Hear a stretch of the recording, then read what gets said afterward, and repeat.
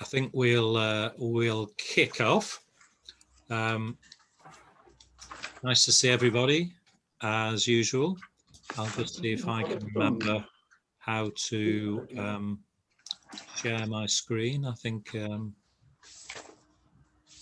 may be a bit sussed now, but can't be too sure. Zoom. The Zoom one.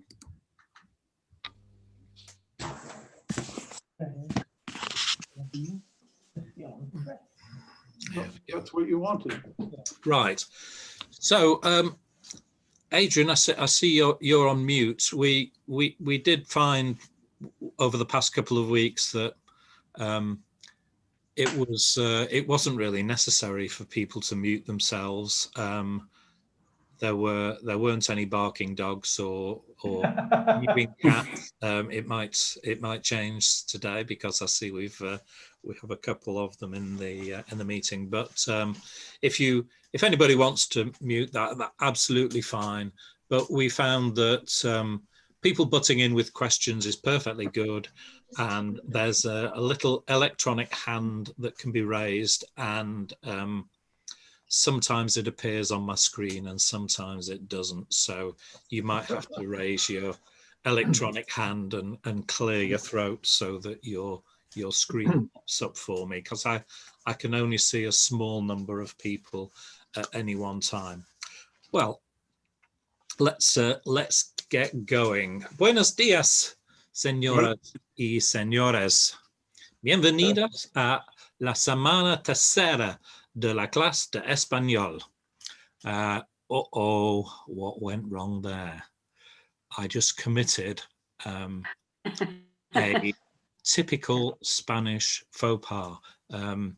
Lots of us have learned French as secondary school children, maybe, or more recently for holidays.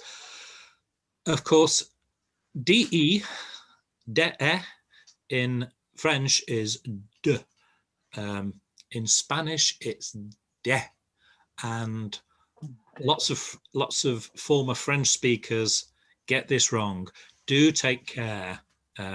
It's always de la clase de español.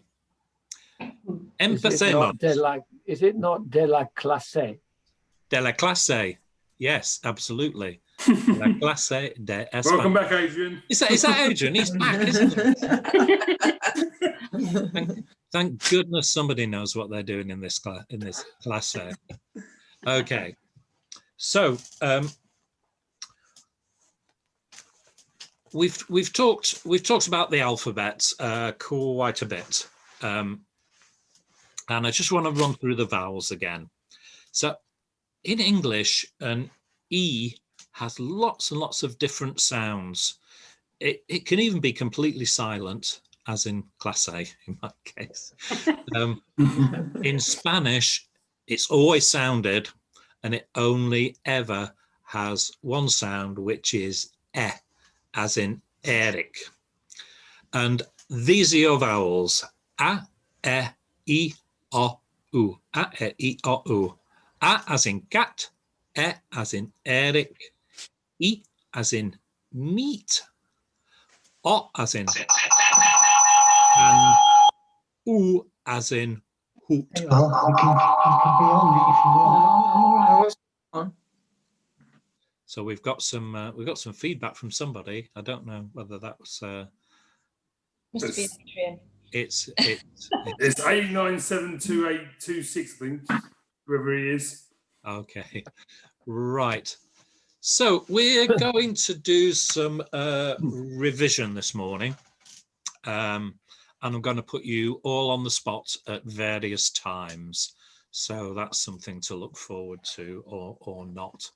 I can see people hanging up even as even as I speak. Nothing too hard here, and we'll just run through them nice and relaxed. Revision in Spanish, revisión, is of course a perfect cognate. and there are lots of cognates in Spanish, which is great news for people trying to learn vocabulary. It's really, really useful. So I can see some of you on screen. I'm just going to pick you in order. So Carl's top of the list. A formal greeting to Mr. Marquez, Carl, and it's the morning. Buenas tardes, señora. Señor. No, it's the morning. Buenos dias. Buenos dias. So I would say if it's a formal situation and you know the person, you may say Buenos dias, Señor Marquez. You might give him his title. If he's your boss or is a well-respected pillar of the community, you might say, "Good morning, Mr. Marquez." You can also use Buenos dias as an informal greeting, and in some cases, in some places I've been, I find they're a bit lazy and they just say buenos, whether it's morning, afternoon, or whatever. It doesn't matter what time of day it is. And while I was, where was it? I think it was in Tenerife. That when I was there last time, that everybody was saying buenos, and I just started doing it myself in the end because I'm a bit lazy too. Interesting, isn't it, that we drop the other word? So the Spanish are more logical because we just say morning. Yes, that's right. We do. And of course, dia is day, but they don't say buen dia as a greeting like we do. Good day. It's always plural. Good days. And they don't say good day in the afternoon. They say good afternoons. So next person on my little screen is Apple. Hi, Apple.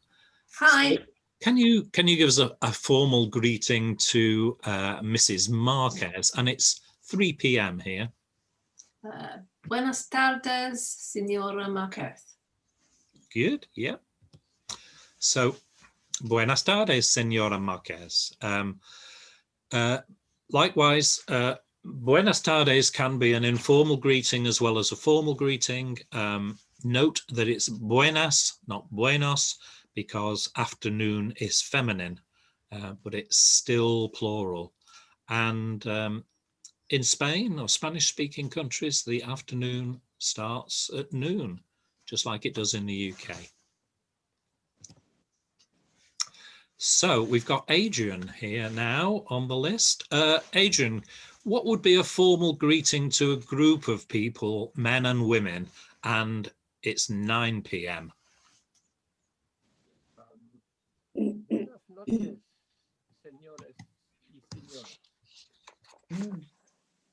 Okay, having a bit of trouble hearing Adrian. I think I heard him correctly. He did say buenas noches, I heard. Buenas noches. Buenas noches a todos, you might say. Good evening, everybody. Now, the Spanish afternoon lasts a lot longer than it does in the UK. I normally go by the rule that the afternoon lasts until it's dark. That's great if I'm in Ecuador because it gets dark at about 6:30 p.m. Every day, winter or summer, because we're almost on the equator. So it works quite well there. In Spain, of course, it can be light until quite late. So you might think it doesn't feel like afternoon; it feels like evening. But they do run the afternoon on quite a long time. Somebody told me that this is because Spain is on the same, more or less the same meridian, or slightly to the west of the UK. So really, it's it should be they should be saying good evening a little later than us, maybe. But somebody told me that when Franco was in charge during the Second World War, he synchronized Spanish clocks to Berlin time as a tribute to his mentor Hitler, and that threw them all. It made them eat later and things like that. So they have this tradition of eating really late and that kind of thing. But I don't know if that's true or not. Todos, everybody, can be masculine or feminine. So if you've got a group of men, you'd say todos, and if you've got a group of women, you'd say todas. If there's a group of a dozen people and there's 11 women and 1 man, grammatically you should say todos. But there's a little bit of kickback in Spain. They're getting a bit more woke, and Spanish is a very gender unbalanced language. It always favors the men in instances like this.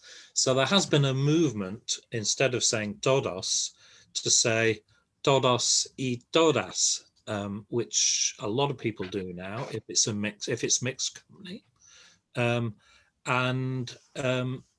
There's also a movement to use the word todes, which is a word that's been made up, and it's a gender neutral word.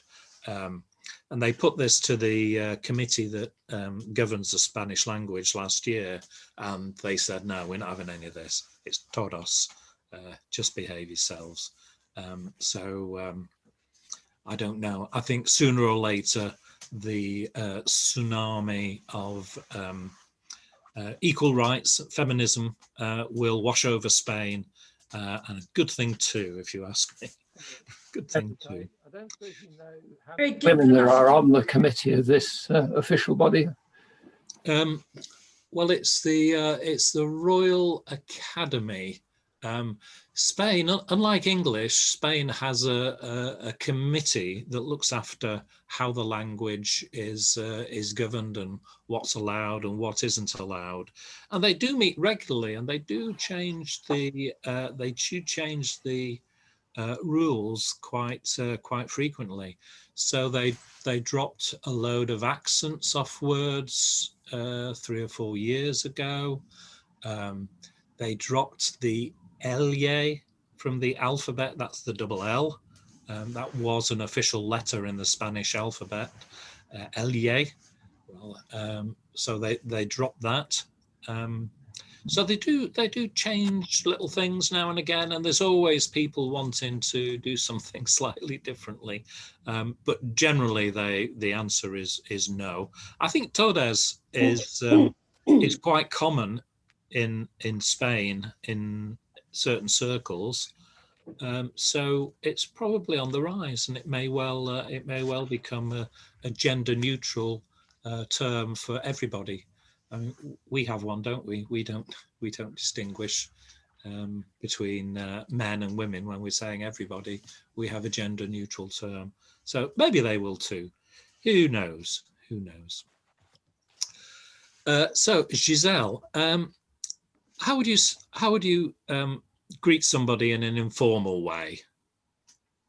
Hola, ¿qué tal? Yeah, good, excellent.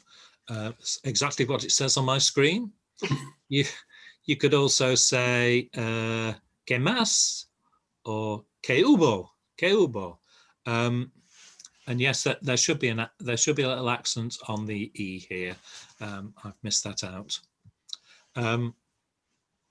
¿Qué hubo is, I think, is more of a South American term, Latin American, and I think it's sort of Mexican Colombian rather than general South American. So I just want to bear in mind. Richard, what would you, an informal farewell? How would you do an informal farewell? Adios. Adios. Yeah, you could say adios. I mean, adios in in Spain is used very, very frequently. In Latin America, slightly less so. In some parts of Latin America, hardly at all, unless it's a very final meeting. I think Maria from Why Not Spanish said, you only say adios when you're breaking up with somebody, which seems a bit of a waste of a word, really. Informal farewell, I'd just say ciao. Ciao is, I think ciao probably came from, it's used a lot in Latin America, and it's used a lot in Spain now as well.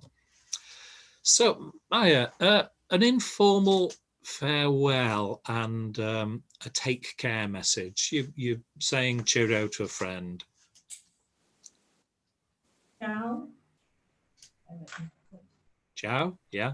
Do you want to, can you remember how to say take care?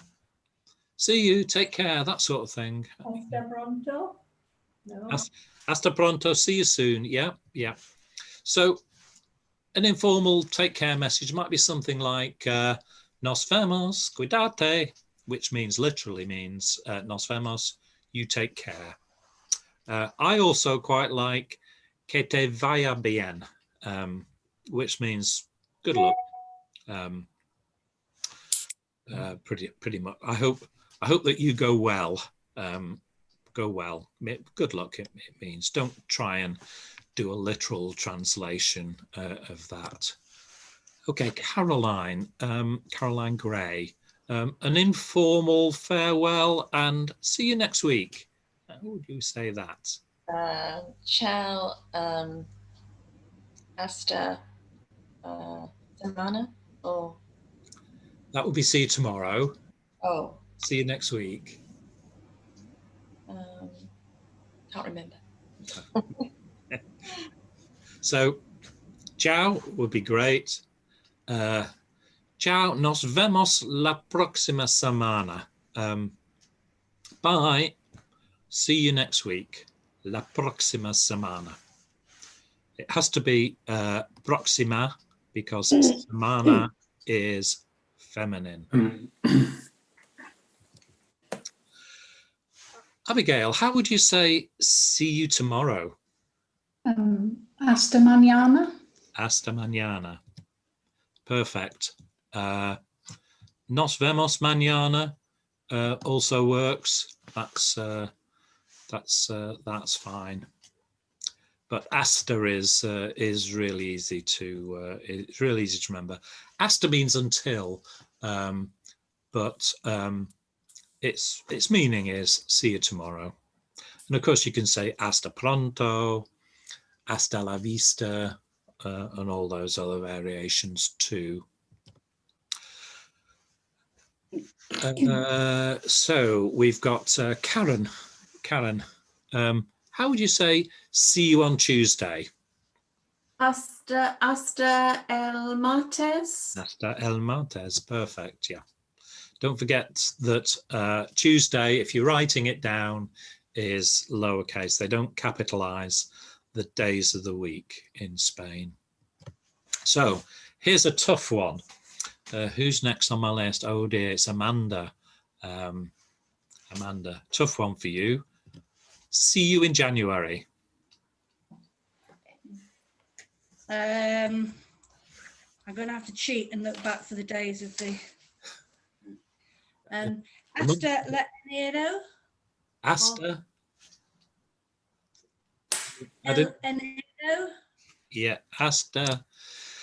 Well, yeah, hasta en enero or nos vemos en enero.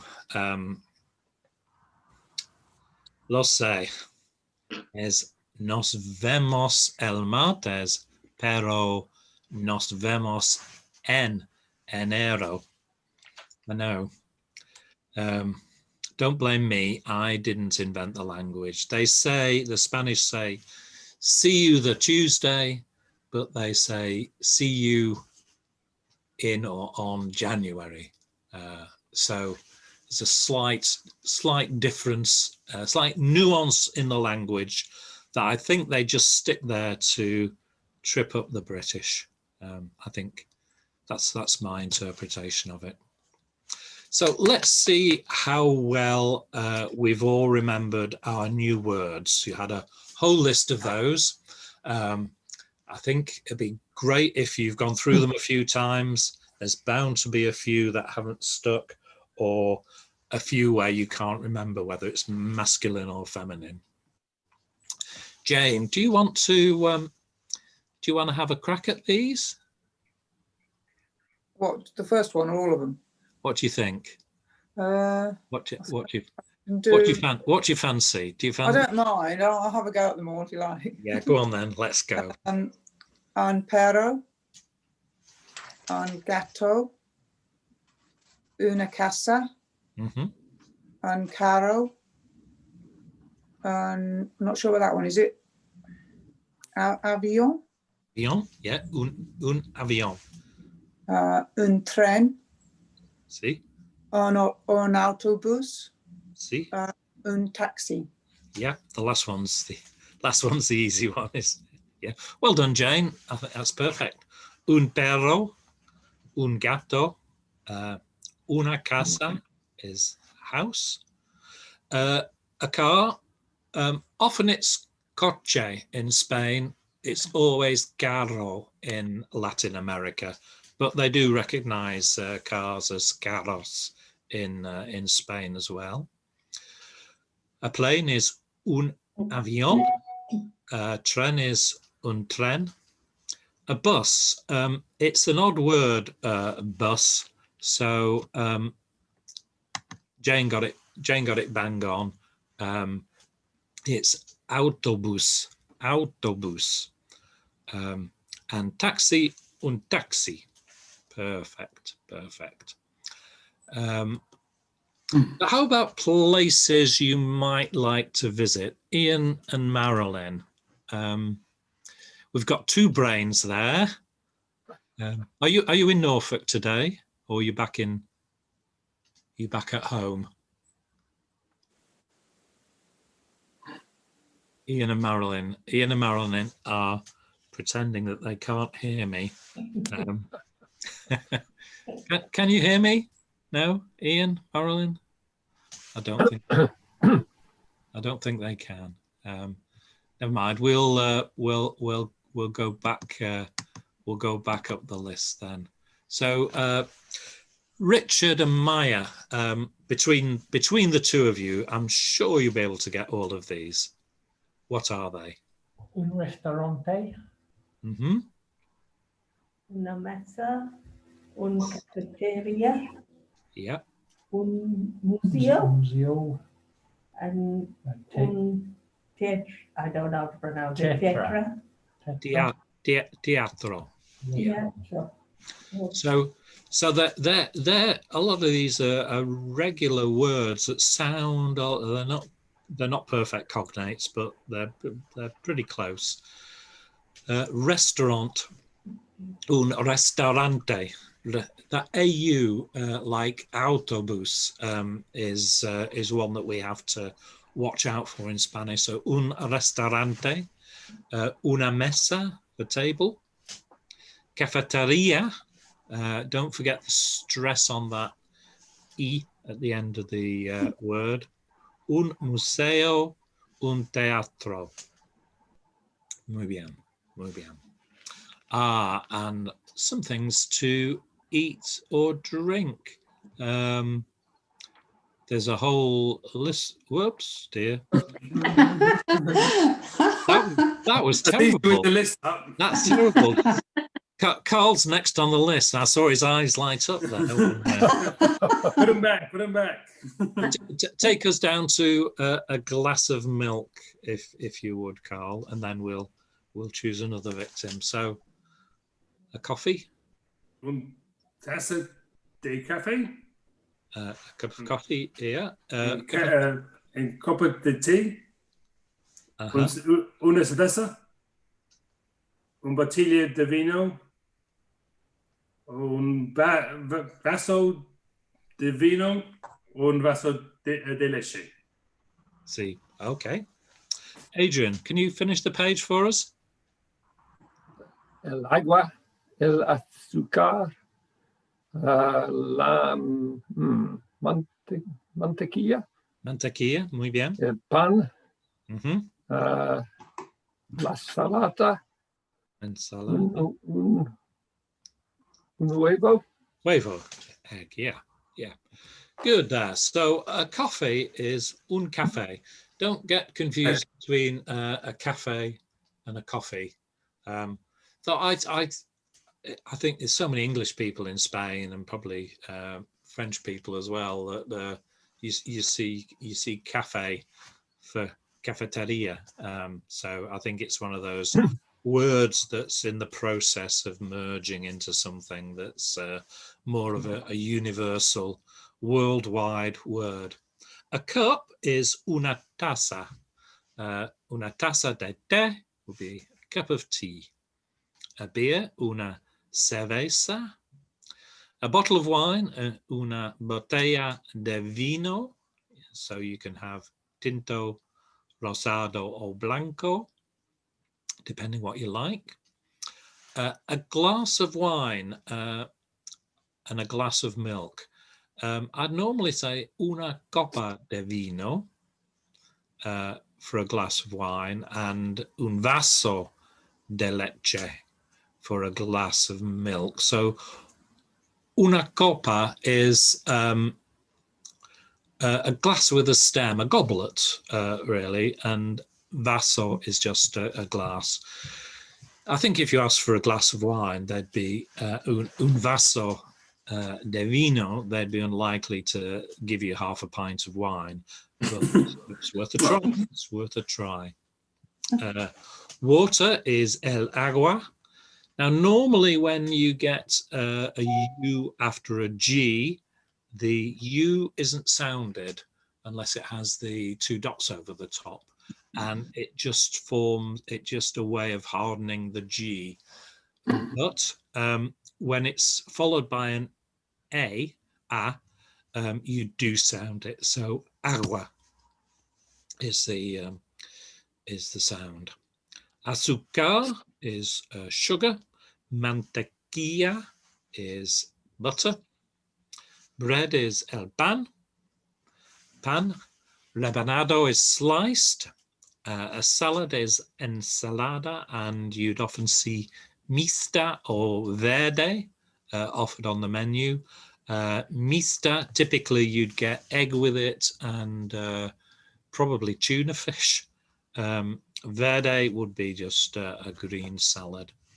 Un huevo is an egg. Huevos fritas, fried eggs. Huevos revueltos, scrambled eggs. I asked my daughter-in-law what a poached egg was. What's the Spanish for poached egg? And she said, just we don't have poached eggs. So there's not a word for poached egg. And I do remember once I was doing some childcare duties when my daughter-in-law was in a second year of a PhD, and she was writing a list out to go to Tesco, and I said, "Oh, I'll walk Julie around Tesco. We'll have a walk up there. I'll get you shopping for you." She gave me a list, and when I got to Tesco, it was all in Spanish. She'd written it in Spanish, of course, and I was like, "Oh my goodness, I know some of these, but there were a few I didn't know." Now, mantequilla, I always remember because that was one of those that I had to look up. So I never forget that. So, well done, everybody. That's good. Clearly bits are sticking, which is exactly what we need. You've got to keep talking to your cat, your dog. You've got to keep talking to your wife or anybody else that will listen and give you a little bit of Spanish. When something's easy in Spain, they say "fue pan comido." It was, the literal translation is, it was eaten bread. It doesn't make any sense at all, does it? That was eaten bread. But we say it was a piece of cake. So I guess it has the same roots. Fue pan comido. It was a piece of cake. It was easy. So I've tried to tell you why Spanish is an easy language to learn, or comparatively easy language to learn compared to Russian or German. You and Giselle are quite good German speakers, aren't you, Carl?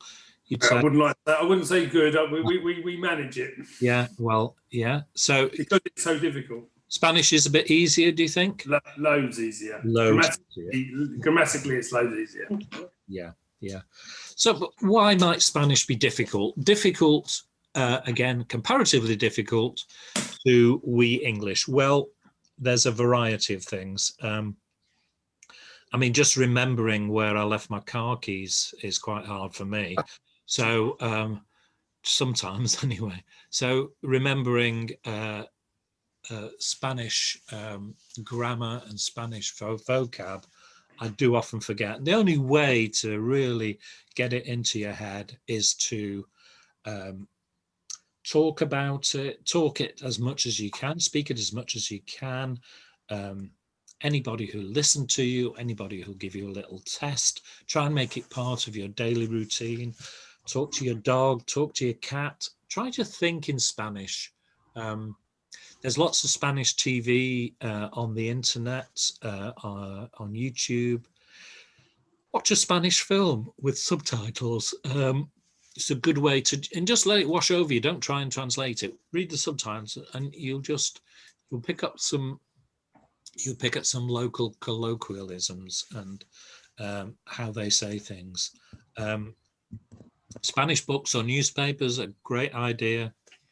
I would have said go to Spain on holiday, but that's probably not going to happen anytime soon, is it?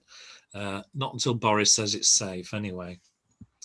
And of course, there's no such thing as Spanish. Even in Spain, there are huge regional differences in the way they pronounce words, the words they choose for different things. There are even local languages in Spain. There's a Basque language, there's a Catalonia language, there's a Galician language. There's 3 or 4 different separate languages which share some words, but quite different. Your family live in Catalonia, don't they, Jane? And Yes, Madrid. And they do they speak Catalonia or do they speak Castellano? They pronounce their C's as th, so I don't know which one it is. So they're in Castellano, yeah. So don't worry about regional differences. Once you've got a grip of the language, if you're there, you'll hear how people are saying it. You'll hear if they're saying th or s, and you can adjust your language accordingly. Just like if you go to Scotland on holiday, you're saying okay before you know it, aren't you? It's just, you just absorb it. So let's have a look at some specific things that we need to know about Spanish. And we've talked about a few of these before, so some of them aren't going to come as a dreadful shock to you. All nouns have a gender, masculine or feminine. In English, we'll just say the book or the table, but the Spanish definite and indefinite article changes to reflect the gender of the noun. So it's el libro, the book. The books, los libros. A book is un libro, and some books are unos libros. The table is a feminine noun, so it's la mesa. The tables are las mesas. A table, una mesa, and some tables, unas mesas. So we've got 4 words there when we've just got a couple in English. So there's a lot more to learn. Fortunately, they're words that you use a lot, and they're all nice and short and pretty easy to remember. It's it's one of those things that new Spanish speakers get wrong quite often, and it doesn't really matter. If you're talking to somebody in Spain and you get your L's and your L's mixed up, they're still going to understand probably what you're talking about, and they'll know you're English or you're not a native speaker, and they're not going to pick you up and complain about it. How to remember which are masculine nouns and which are feminine nouns? Well, there are sort of, the rule I used to use was if it ends in an A or an E, it's probably feminine. If it ends in an O, it's probably masculine. And you know, that's probably true in 75% of the examples, but there's a lot that don't follow that rule. And also things that you think would be feminine are masculine. So in Spanish, breasts are los pechos, they're masculine. And a dress is un vestido. So a dress is masculine as well. So there's always a few things to throw you. Now I've put a link in the lesson notes to an article in SpanishDict.com, and that talks about masculine and feminine, and it's quite an interesting little article. It will give you a better understanding. It won't help you to remember which is which, but it will give you a few tips, and it's a useful little guide. So adjectives. We use adjectives slightly differently in Spanish than we do in English. The first thing you'll notice is we say the red car or the red apple. In Spanish, you'd say the car red, el coche rojo, and the apple red, la manzana roja. So adjectives generally, not always, come after the noun, but they have to agree with the gender of the noun. And if it's plural, the adjective becomes plural as well. So here's some examples. The red car, el coche rojo. The red cars, los coches rojos. The red apple, la manzana roja. The red apples, las manzanas rojas. So don't forget that. It's a important lesson to remember. Again, if you get it wrong, it's only going to show that you're not a native Spanish speaker. But as I say quite often, they've probably already realised that, and they'll make allowances for you. Some adjectives don't change sex. It's only those that end in O or A, which change. La mesa verde, the green table. El coche verde, the green car. Verde, exactly the same. So rolling the Spanish R, for many, that's a really hard bit. It terrifies a lot of people. It is an important part of Spanish pronunciation. The Spanish will roll their R's at the beginning of a word. As you get two R's together in the middle of a word, they really roll it. I'm not very good, as you'll have realised. But you can get better with practice. Sometimes it works for me, sometimes it doesn't. In a word such as perro, dog, if you can't roll the R, try just pausing a tiny bit between the two R's. So you go perro, perro. That helps the understanding a little bit. There are other tricks. If you, I once, my Spanish teacher with an evil glint in her eye told me I should stand in front of the mirror and practice saying burro, burro. Burro means donkey, of course. So it's rather unkind, I thought, but she did say it in jest. One way which was taught to me as well is to say sort of in an English accent, sort of.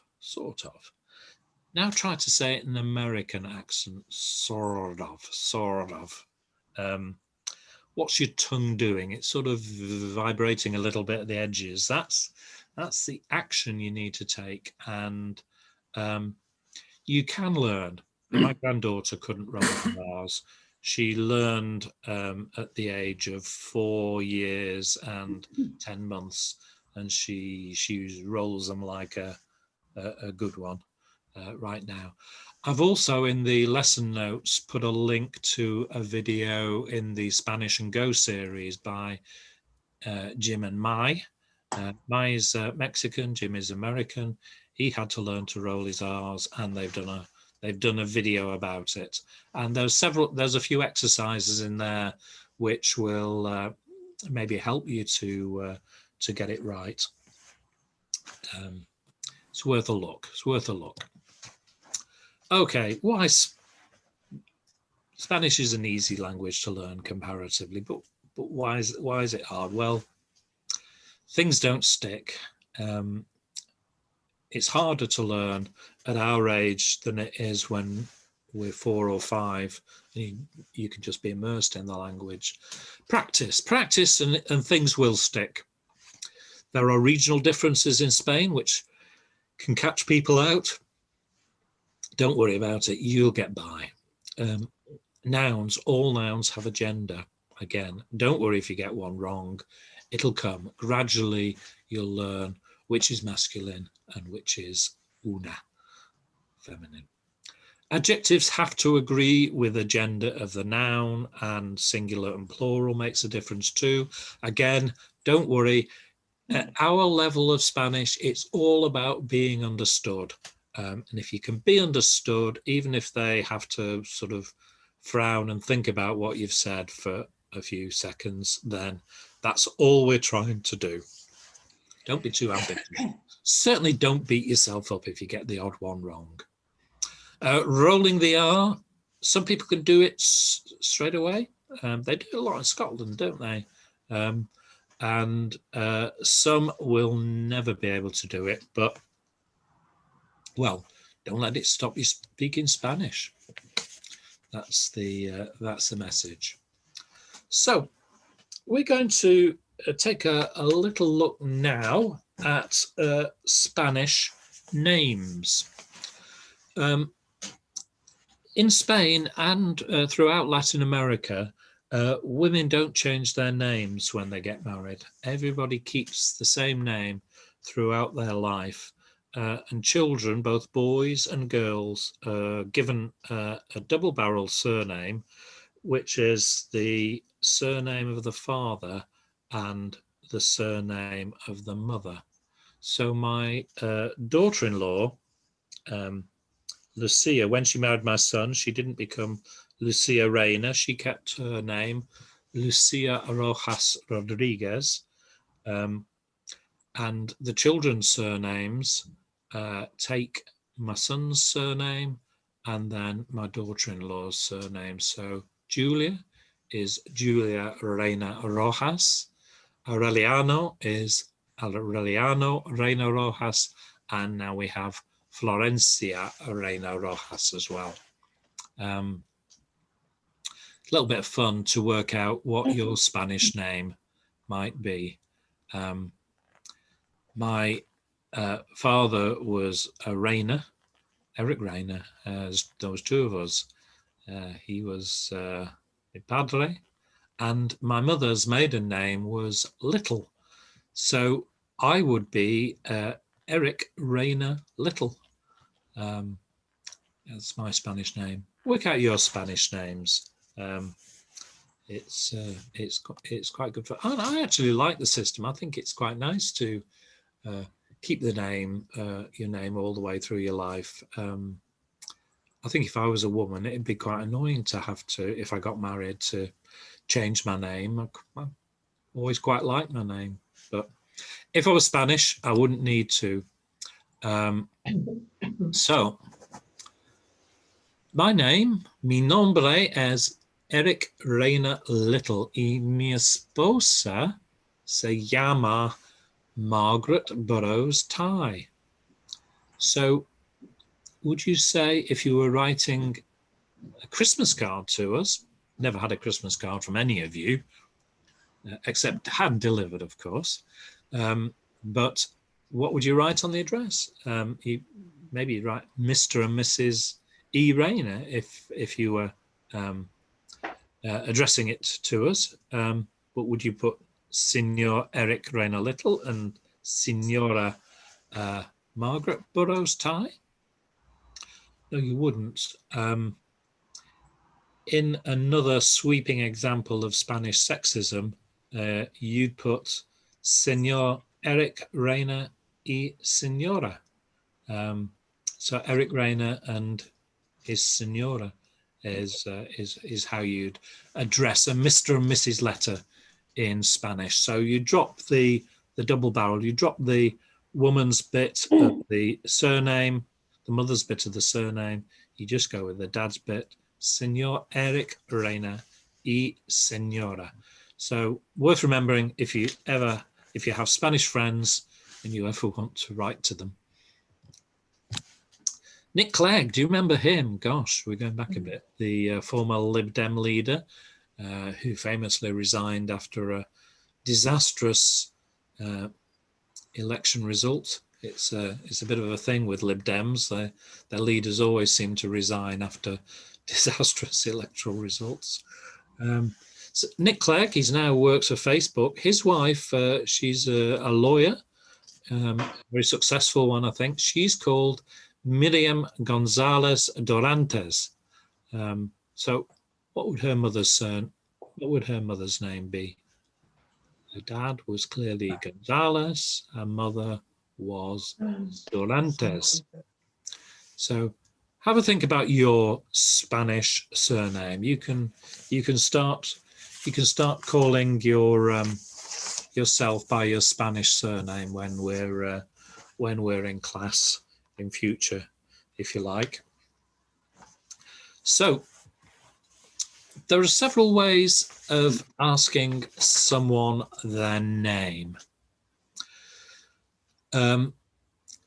It's extending our Spanish conversation, if you like. We've learned to say hello, how are you, see you tomorrow. So we've learned to say how we are. The next thing you might want to do, if you're at a little drinks party, you meet somebody, you don't know them, you ask them their name. There are several ways to do this in Spanish. One way is to say, ¿Cómo te llamas? Or ¿Cómo se llama?, which is formal. ¿Cómo te llamas is informal. ¿Cómo se llama is formal. And the response would be Me llamo Eric. So translated into English, this is, how do you call yourself? I call myself Eric. That's the meaning. But what's your name? My name's Eric. Me llamo Eric. ¿Cómo te llamas? You could also say, ¿Cuál es tu nombre? Literally, what is your name? And again, there's a formal and informal. ¿Cuál es su nombre? ¿Cuál es tu nombre? And the response there would be, Mi nombre es Eric Rayner. Or you could say, Yo soy Eric Rayner. I am Eric Rayner. My name is Eric Rayner. I am Eric Rayner. Now, the observant among you will notice that I'm now using another verb, which means to be. And that verb is ser. I've used soy and es, both conjugations of ser. In Spanish, there are two verbs which mean to be. Not going to say any more about that for the time being. That's a treat for another day, probably next week. The word for surname is apellido. So you could say to somebody, ¿Cómo te llamas? They might respond, Me llamo Eric. And then you could say, ¿Cuál es tu apellido? To which the response is, Mi apellido es Reiner. Reiner is as close as I can get to Reiner in Spanish. So that's how you ask. That's how you ask names. When you meet somebody for the first time, you can say mucho gusto, which means pleasure to meet you. Encantado, or if you're a woman, encantada is I'm charmed to meet you. But mucho gusto is very, very common. You could also say que bueno verte de nuevo. How nice to see you again, if it's somebody that you don't see very often, but you're familiar with. So guess what I've done? I've left my phone open, so somebody's trying to call me. I think they're trying to sell me. They're either telling me I was involved in an accident last year, which is news to me, or they're trying to sell me wine. I only get 2 types of calls. So that's how you could say nice to see you again, which is good thing to do. Espero verte pronto. Ciao is hope to see you again soon. Goodbye. That's again a nice little sign off thing. So a few new things for us to learn there, worth going through. So, how was? Does anybody have any questions on today's lesson? Yeah, any? Eric, can I experiment with something somebody suggested in terms of double R? Yeah. See if it works. So a dog would be an perro. Sorry, but would be perro. Yeah. A dog would be an pedal. Un perro. Yeah. Perro. Perro. Yeah. Perro. Yeah. Does that work? That works. Yeah. Yeah. I can tell the difference. And my ear isn't as well tuned as a Spaniard's ear. Because that was done putting a D instead of double R. So saying pedal. Pedal. Yeah, I've heard that one before. I'm not sure if it worked, but I couldn't tell you were putting a D in there. So clearly it does work. Yeah. I've heard that suggested as an alternative. I mean, clearly it's best if you can roll the R and you get a good sound. Perro. I can't even say English R's. Perro is stresses slight pause between the R's and a slight stress on the second one also works. But yeah, I think you do whatever it takes, Amanda. That's the. I just didn't know if it worked or not. Yeah, no, I think it did. Do it again for us. But is perro. Yeah. Dog is pedal. Yeah. So you're saying pedal. I'm saying pedo, but quickly says pedal. Yeah. Yeah, I think. What's everybody else saying? Yeah, I didn't hear it. Yeah, can't we? Yeah. Yeah. Good one. Nice little tip. Let's try that. Any other questions about today? Anything we didn't understand? Keep practicing that vocabulary. So Eric, yeah. can I just ask about female animals, a female dog or a female cat? Yeah. A female dog could be una perra, and a female cat could be una gata. It is possible. I found that the Spanish don't much care about dogs or cats. Really, they kick them out of the way. So I think they're less worried about that kind of thing than we are. So I tend to call my dog a perro, even though she's a bitch. But you can say perra. Yeah, it's una perra.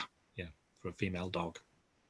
I mean, this gender thing is really hard to get your head around. There's the Spanish word for eagle is aguila, and is it aguila or aguila? Aguila is GU, but there's no dots. Aguila is eagle, but an eagle is feminine, but the Spanish say el aguila because saying la aguila is too hard, so they just call a feminine noun el. It's feminine, and you'd say las aguilas. So, and there's two or three like that where it's feminine, but they just call it masculine in the singular because it's easier to say. So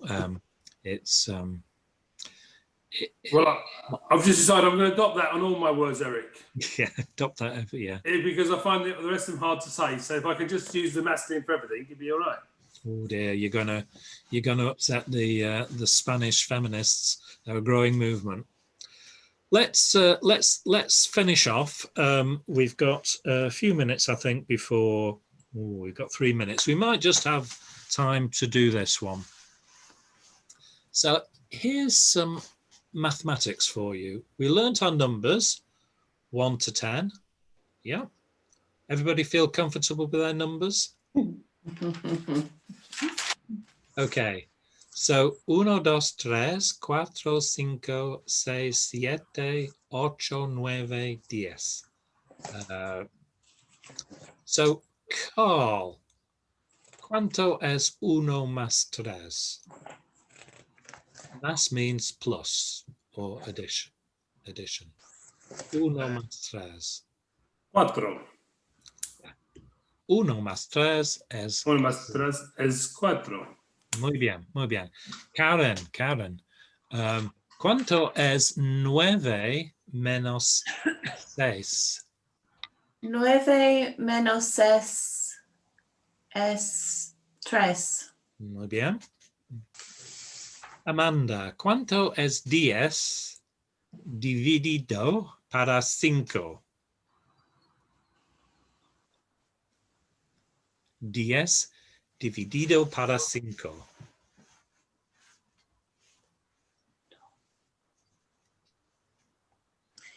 I'm going to have to be dumb here. Is cuánto es, are you meaning 4 plus 10? 10 is 10. Dividido, divided by 5. What's 10? Sorry, I'm doing it the wrong way around. I was trying to divide 14 by 5. I thought it was going to be far too complicated. Right, yeah. I don't think I could do that without a calculator. Not to 2 decimal places anyway. 10 dividido. Basically, I need to divide 10 by 5 and add 4. Oh, that's the last one there. We're on number 3. Yeah. ¿Cuánto es 10 dividido para 5? Sí. ¿Cuánto es 10 dividido para 5 es...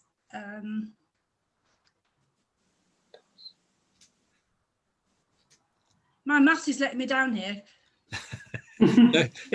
Well, I'm very pleased that it's the maths and not the Spanish that's letting you down.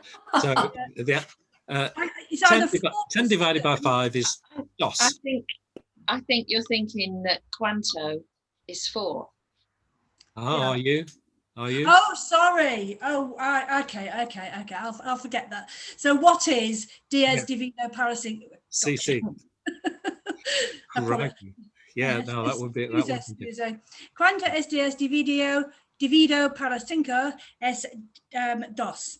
Muy bien. So, where are we? Let's move down. Leslie, ¿cuánto es 3 multiplicado por 2? 3 multiplicado por 2 es 6. 6. Muy bien. Y la última pregunta, por Caroline? Caroline, great. We've not got the other Caroline, so you're the only Caroline today. ¿Cuánto es 2 más 3 multiplicado por 2 y dividido para 5? 2 más 3 Sí. es 5. 5 multiplicado por 2 Es 10. sí, Y dividido. dividido para 5 es 2. Muy bien. Well done. Well done. Took me 3 attempts to get my maths out. Well, I tell you, it's a good example that when, you know, it's a pretty simple sum, but when you see all those Spanish words there, your head goes, ah, and you don't get it. Well done. That's the end of our lesson. Any last question? I'm just going to get rid of my screen sharing. There we go. So we can see everybody. I don't know, Ian and Marilyn, are you there? We've not been able to see them. We'll speak to them. And or hopefully they can hear us. And I went off at the beginning because Brad came in and decided that he wanted to rearrange things and completely wiped everybody off. Oh dear. So we spent ages trying to get back again. Sorry about that. That's quite right, Leslie. We got you back. Obviously, you can go through the. We do record these lessons, and I'll put them up on YouTube so that you can. And I'll send a link round. So to I the just whole. hope you didn't ask me a question while I wasn't here. Ah, well, I couldn't. couldn't because I couldn't see you on my list. I wasn't going to ask you a question. Are there any questions? Just a comment. I looked up the membership of the RAE. Oh yes, seem to be 43 members. Crikey! And all of the ones appointed last century are male. Right. One of them serves 40 years. Started in 1980. The first female that I can spot in the list was from 2002, but there are now 5. Right, 5 out of 4. Recent appointments, 2 or 3 of them have been women, so maybe they'll vote in favour of gender-neutral grammar. Yeah. Well, yeah, that's interesting. I imagine the meetings are quite. Imagine if they televised them, they wouldn't get many viewers. Imagine they're fairly dull. But Spanish is far from a dull language, so let's enjoy it. Thanks very much, everybody. I'll send the notes round, and I'll see some of you this afternoon. I'll see some of you next week. Thank you. Ciao. Thanks, Cheers, Eric. Eric. Ciao a todos. Adios. Ciao, todos. Adios. Muy bien.